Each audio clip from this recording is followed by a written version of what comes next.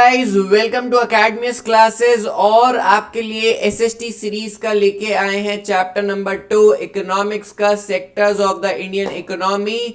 बहुत ही energetic series हमारी स्टार्ट हो चुकी है। बोर्ड्स पे पूरा फोकस है। 2026 बोर्ड्स क्लास 10 हम फोड़ने वाले हैं। तो sectors of the Indian economy आज का टॉपिक रहने वाला है। बहुत ही इजी, हम लोग इसको इजी वे में करने वाले हैं। और ये चैप्टर इजी है भी अपने आप में ही।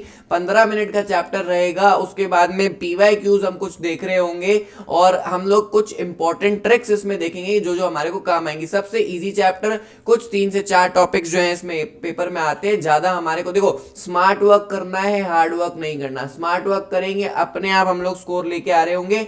क्या क्या ये चैप्टर, हमारे को चैप्टर मैटर क्यों करता है? 6 से 8 नंबर का आपको पेपर में चैप्टर मिल जाएगा।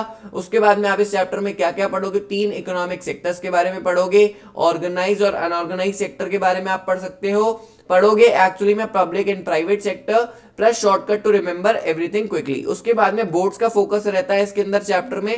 Comparison tables are heavily tested reasons of for tertiary sector growth and sector, ये आपको यहाँ पे एक शॉर्ट पॉइंट दिया हुआ है। तो हम स्टार्ट करते हैं इसी के साथ अपना चैप्टर 3 इकोनॉमिक सेक्टर एक्सप्लेन। भैया हमारे पूरे वर्किंग इंडिया के अंदर 3 तरह के सेक्टर डिवाइड किए गए। सेक्टर का मतलब 3 पार्ट्स किए गए हैं जिसमें अलग अलग वर्क, अलग अलग बिजनेस, अलग अलग कैटेगरीज, अलग अलग जॉब्स जो है वो आती हैं।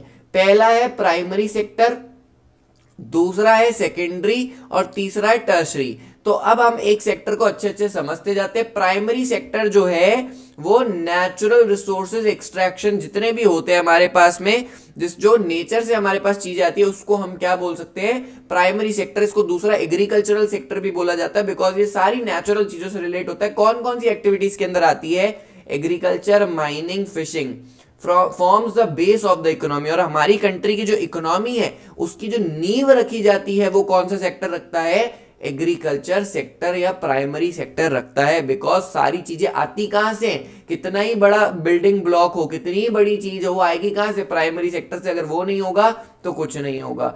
इंडिया के अंदर लिखा है स्टिल एम्प्लॉयज 40% प्लस वर्कर्स। मतलब आज भी हमारे इंडिया के अंदर 40% लोग, 40% से भी प्लस लोग जो है काम कर रहे हैं किसके अंदर? आज हमारे प्राइमरी सेक्टर के अंदर काम कर रहे हैं। उसके बाद में आता है आपका दूसरा सेक्टर कौन सा है? मैन्युफैक्चरिंग। भैया जो प्राइमरी से चीज निकल के आएगी उसको मैन्युफैक्चर करने की भी तो जरूरत पड़ेगी। बहुत सारी चीजें डायरेक्ट भी यूज कर ली जाती हैं लेकिन बहुत सारी चीजों को मैन्युफैक्चर करने की भी जरूरत होती है। तो हमारे पास दूसरा सेक्टर आता है कौन सा? Secondary sector. Convert raw material to products, factory, construction, electricity. कौन कौन सी फैक्ट्री हो गया, कंस्ट्रक्शन वर्क हो गया, इलेक्ट्रिसिटी। और growing but employees fewer people. मतलब बहुत अच्छा ग्रो कर रहा है, मतलब लोगों को भी बहुत अच्छे यहाँ पे एम्प्लॉयमेंट मिल रहा है आजकल। ठीक है, तो यहाँ पे क्या चीज है? बेसिकली क्या है कि जो रॉ मटेरियल आपके पास आया, जैसे मान लो कि भैया हमारे को क्या चाहिए, हमारा एक एग्जांपल लेते हैं, हमारे पास कॉटन आई। कॉटन कहाँ से निकलेगी? प्राइमरी सेक्टर से। प्राइमरी सेक्टर से कॉटन कहाँ पे आएगी? सेकेंडरी सेक्टर में आएगी। कॉटन से क्या बनेगी? कॉटन की टी शर्ट बनेगी। रॉ मटेरियल से क्या बना? गुड बना। तो वो हमारे पास हो जाएगा हमारा प्रोडक्ट। तो वो कौन से सेक्टर में इन्वॉल्व होगा? सेकेंडरी सेक्टर में। और फिर थर्ड सेक्टर कौन सा आता है आपके पास? Tertiary sector, services to support others. अब ये वाला जो सेक्टर है, इस सेक्टर का बेसिकली चीज समझो, ये सेक्टर सर्विस सेक्टर भी बोला जाता है कि मतलब ये सर्विस प्रोवाइड कराता है। और अदर जो सेक्टर्स है जैसे प्राइमरी सेक्टर है, सेकेंडरी सेक्टर है, उनको सर्विस प्रोवाइड कराने और सपोर्ट करने के काम आता है। जैसे ट्रांसपोर्ट क्या है? एक तरह की सर्विस है। बैंकिंग, भैया अगर मान लो प्राइमरी सेक्टर में कोई फार्मर है, उसको अगर मान लो अपने ना सेक्टर में, अपने खेत में अगर उसको फसल उगानी है तो वो क्या करेगा? लोन लेगा। लोन कहाँ से मिलेगा उसको? बैंक से मिलेगा। ट्रेड मतलब बिजनेस जो है, बेचना है, भैया फसल उग गई, कॉटन की टी शर्ट बन गई, उसको बेचना तो पड़ेगा ना, तो ट्रेड कहां से? एजुकेशन। एजुकेशन भी किसका पार्ट है? टर्शरी सेक्टर का। Fastest growing sector in India, मतलब सबसे ज्यादा जो अपने पास जो लोग अट्रैक्ट हो रहे हैं वो कौन से सेक्टर में हो रहे हैं? टर्शरी के अंदर हो रहे हैं। बिकॉज यहाँ पे इनकम लेवल थोड़े अच्छे हैं। Maximum contribution to GDP now, मतलब पहले जो प्राइमरी सेक्टर को इंपॉर्टेंस थी आजकल वो टर्शरी सेक्टर को दी जा रही है। तो इसकी मेमोरी ट्रिक क्या है? PAST, past. P से प्राइमरी है ना, उसके बाद में आपके पास में S से सेकेंडरी और T से tertiary. Remember crops factory and shop, मतलब आपको सिंपल है, इसमें कुछ इतनी कोई ट्रिक की जरूरत भी नहीं है हम लोगों को। हमको पता है भैया 3 सेक्टर है, प्राइमरी सेक्टर, सेकेंडरी सेक्टर और टर्शरी सेक्टर। प्राइमरी सेक्टर जहाँ पे एग्रीकल्चर बेस्ड वर्क होता है, जहाँ से नेचर से जो भी चीजें आती है उस पर वर्क होता है। सेकेंडरी सेक्टर में रॉ मटेरियल से फाइनल गुड बनाया जाता है। उसके बाद टर्शरी सेक्टर में सर्विसेज दी जाती हैं। अब बोल रहा है एक क्वेश्चन आना चाहिए कि भैया पहले प्राइमरी सेक्टर था बहुत इंपॉर्टेंट, आजकल टर्शरी सेक्टर क्यों बढ़ रहा है, why tertiary sector is rising. इसके अंदर लिखा है basic service and demand, hospital, school, transport, आजकल सबसे ज्यादा आजकल क्वालिटी ऑफ लाइफ बढ़ रही है। देखो बहुत सिंपल आपको चीज में समझाता हूं।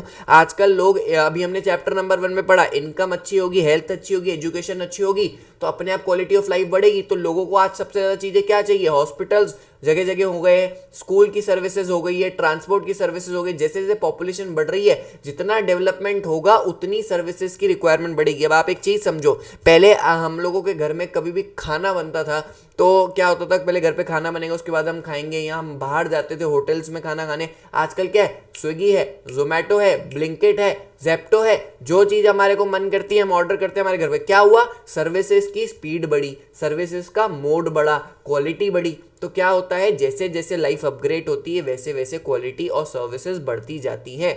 और साथ साथ में इतना इंपॉर्टेंस क्यों बढ़ता जा रहा है, support other sectors, other sectors को सपोर्ट भी करता है। Primary and secondary needed banking, transport, insurance to function, service sector helps them to grow efficiently. मतलब अगर प्राइमरी सेक्टर बेस है लेकिन उसको भी तो जरूरत है सर्विसेज की, भैया पैसा चाहिए, बैंकिंग चाहिए, सेक्टर चाहिए, अपने पास ट्रांसपोर्ट चाहिए, इंश्योरेंस चाहिए, सारी चीज़ों का वो कौन देता है, वो सर्विस सेक्टर देते हैं। सर्विस सेक्टर के अंदर बैंकिंग आती है, इंश्योरेंस, ट्रांसपोर्ट, सारी चीज़ें आती हैं, इसलिए उसकी इंपॉर्टेंस बढ़ती जा रही है। क्योंकि अगर टर्शरी नहीं होगा तो ये सारी चीज़ें भी फंक्शन करना बंद कर देंगी। Rising income levels, people with higher income spend on restaurants, luxury पे स्पेंड करना लोग ज्यादा पसंद करते हैं। तो रेस्टोरेंट क्या दे रहे हैं, सर्विस दे रहे हैं। टूरिज्म सर्विस सेक्टर है। एंटरटेनमेंट बहुत चाहिए, आजकल मूवीज हो गई, मॉल्स हो गए, उसमें लोग जाना पसंद करते हैं। Lifestyle changes boost tertiary sector. तो भैया सिंपल सी फंडा है, लाइफ की क्वालिटी बढ़ेगी तो लोगों को एंजॉयमेंट, एंटरटेनमेंट की नीड पड़ेगी, तो उसके लिए कौन आगे आएगा, भैया खेत में जाके एंजॉय तो करेंगे नहीं, है ना। तो और उसके बाद में आप देखते हो सेकेंडरी सेक्टर में कोई ऐसा है नहीं चीज़, क्योंकि सारा वर्किंग सेक्टर है। तो सर्विस सेक्टर आपको यहाँ पे अपॉर्चुनिटी देता है कि आप अपनी लाइफ के अंदर एंटरटेनमेंट, एंजॉयमेंट एंड सारा टूरिज्म और ये सारी चीज़ें ऐड कर पाओ, तो उसकी वैल्यू बढ़ चुकी है। New technology services, IT sector बढ़ रहा है। उसके बाद BPO, e commerce have exploded. India is now a global service provider in technology. अब टेक्नोलॉजी क्या है, टेक्नोलॉजी का रोल आज आपकी लाइफ में, आज आप एक दिन सोचो कि आप एक दिन बिना टेक्नोलॉजी के रह के देखो, नहीं रह पाओगे। क्यों नहीं रह पाओगे, बिकॉज इंपॉर्टेंस हमारी लाइफ में हो चुकी है। हमारे पास मोबाइल फोन्स हैं, कंप्यूटर्स हैं, लैपटॉप्स है, टीवी है, वाईफाई है, सब कनेक्ट हो चुका है। तो ये क्या है, एक तरह की सर्विसेज है। ओके, तो इसी के साथ आगे बढ़ते हैं हम लोग। तो मेमोनोमिक क्या है, बीएसआई ने बेसिक सर्विस सपोर्ट फॉर, ये सारा था अपने को कुछ उसमें दिमाग। अब दो तरह के सेक्टर्स और होते हैं, organise sector and unorganise sector. अब सिंपल है, आप अपनी लाइफ में देखो, अब ऑर्गेनाइज और अनऑर्गेनाइज को बहुत सिंपली आप रिलेट कर सकते हो। ऑर्गेनाइज सेक्टर आपके कहीं ना कहीं माइंड में आ रहा होगा कि सारी चीज़ें वहाँ पे ऑर्गेनाइज होगी, विथ रूल्स एंड रेगुलेशंस होगी। अनऑर्गेनाइज में क्या समझ में आ रहा होगा कि वहाँ पे सारी चीज़ें रैंडम हो रही होंगी, एज सच कोई रूल्स एंड रेगुलेशंस नहीं होंगे। तो ये ऑर्गेनाइज सेक्टर रजिस्टर्ड होता है गवर्नमेंट के साथ, ये unorganise not registered, no rules followed. अब यहाँ पे गवर्नमेंट है तो गवर्नमेंट रूल्स तो लेके आएगी। फिक्स वर्किंग आवर्स होते हैं और पेड लीव्स भी, मतलब आपकी जो आपने जितना काम किया है उसके आपके वर्किंग आवर्स जो है वो फिक्स होंगे, और पेड लीव्स भी आपको मिलेंगी, मतलब आप छुट्टियां भी कुछ गिनी चुनी ले सकते हो।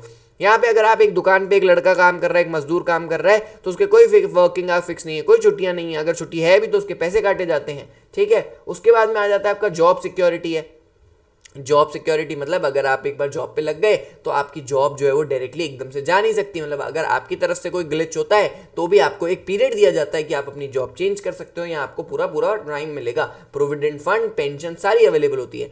यहाँ पे वेजेस भी लो होती है, और कोई जॉब सिक्योरिटी, जब मन गए दुकान मालिक का कि भैया दुकान में लड़का काम कर रहा है, मालिक का दुकान से उसको निकाल दिया, अगले दिन दुकान से गायब, अब उसके बाद काम नहीं है तो जॉब सिक्योरिटी भी नहीं है। फिर उसके बाद एग्जाम्पल कौन कौन से हुए, बैंक, स्कूल, गवर्नमेंट ऑफिसेज के एग्जाम्पल हैं। भैया बैंक के अंदर एम्प्लॉयज़ की पूरा ध्यान रखा जाता है, स्कूल के अंदर टीचर्स का पूरा ध्यान रखा जाता है, गवर्नमेंट ऑफिसेज के अंदर गवर्नमेंट एम्प्लॉयज़ का ध्यान रखा जाता है। यहाँ पे क्या है, स्ट्रीट वेंडर्स हो गए, डोमेस्टिक वर्कर्स, फार्म लेबरर, ये सारे अनऑर्गेनाइज सेक्टर में काम करते हैं। तो अब आप मेरे को यहाँ पे कमेंट बॉक्स में बताना कौन सा सेक्टर बेस्ट है, और अगर आपका कोई यहाँ पे सजेशन है तो इसके लिए कि भैया कौन सा सेक्टर में क्या क्या इंप्रूवमेंट होनी चाहिए, तो वो भी आप कमेंट बॉक्स में मेंशन कर सकते हैं।